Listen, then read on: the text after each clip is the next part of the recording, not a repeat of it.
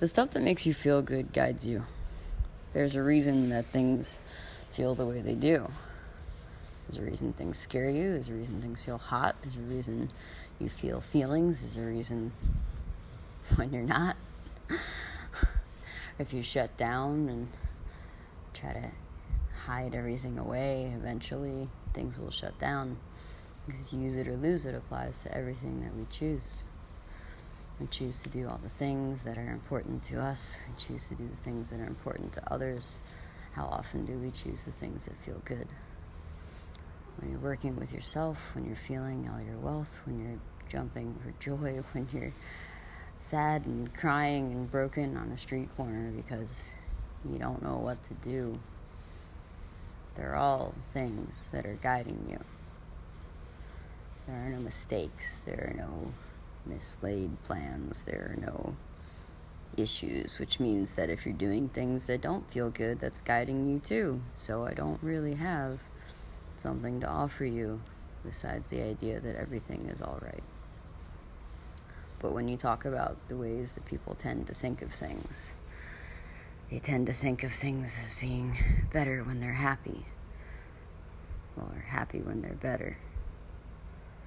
And chasing all those dreams and chasing all the things that you're not sure of and chasing all the things that just feel right in your bones are scary, but they're the things that you want. They're the things that make you happy. And the farther and farther I can narrow these things down into a place where I'm as moment to moment as I can, which includes planning things for the future, something I just said. Maybe it feels right to make those plans. You don't know what could come from that. When you make those plans may never happen, and those plans won't ever happen because it won't be exactly what you planned. But if it feels right to make those plans, let's say that again. If it feels right, then you may have conversations that are different. You will have conversations that are different. You may meet different people. You can open yourself up to new things and new ventures because you made that one decision to follow what felt right. And maybe it leads you to a place that you didn't expect, you never knew, and you wouldn't have if you hadn't made those plans that you end up never fulfilling.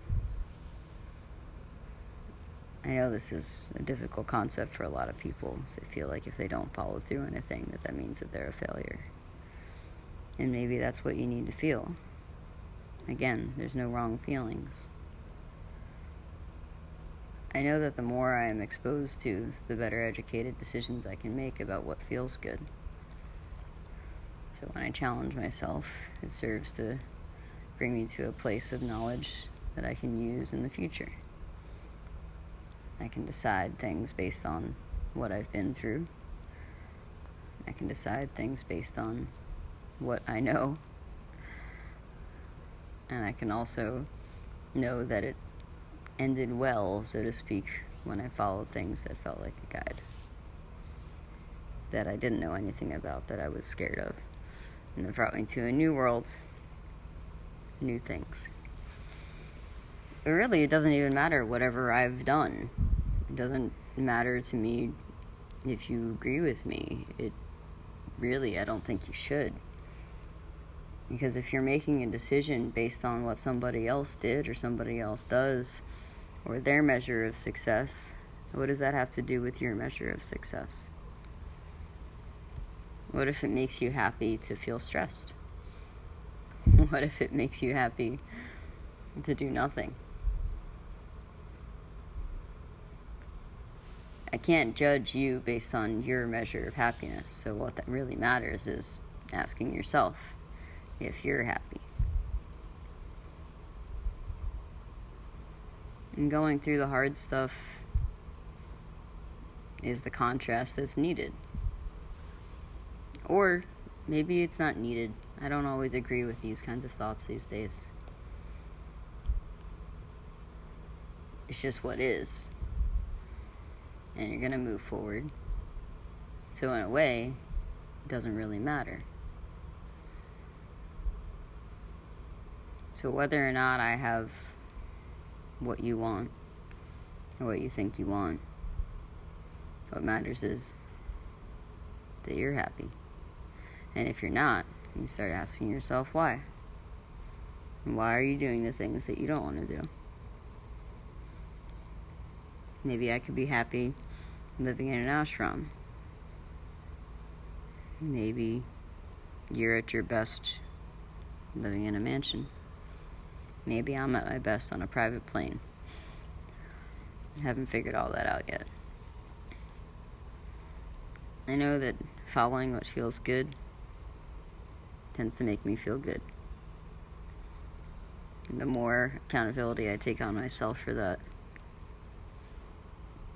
the easier life gets in many, many ways. I think that the best thing I can do for people is ask them to trust themselves. And then you get to decide what your parameters are, and you get to decide whether or not things are good for you.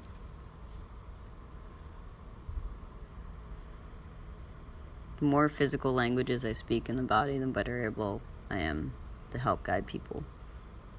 And I guess it's not even physical language, because as I've opened up to whatever, to energetic things, to visions, to hunches that pop into my head, or hunches that pop into my head, are really things that are also guiding the situation.